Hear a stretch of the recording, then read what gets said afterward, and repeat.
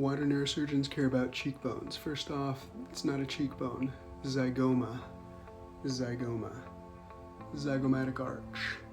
Zygomatic arch. And the zygomatic arch is actually an important landmark because it also represents the floor of the middle fossa, which is a place where we sometimes have to operate. The floor of the middle fossa is where the temporal lobe sits, the base of the temporal lobe. So without ever doing any sort of imaging or navigation or anything, I can feel on someone's face and tell exactly where the floor of their middle fossa is and where the bottom of the temporal lobe is, so I can know where I need to extend my incision down to in order to expose that part of the brain during the surgery.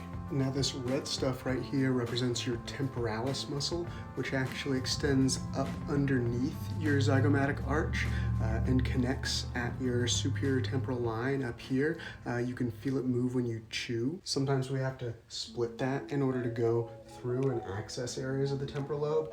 Other times we can actually disconnect it and pull it down. And if you are pulling down the temporalis, you can see you're limited by both the size of the temporalis itself for how low you can get, but you're also anatomically limited by the zygomatic arch. And if it's really important to get extremely low in the middle fossa for a visualization during surgery, then you can actually temporarily remove the zygomatic arch in order to allow that temporalis to go lower and to get visualization really down low to the floor of the middle fossa. So what we can do is actually make a couple cuts in the zygomatic arch and temporarily remove this bone during the surgery.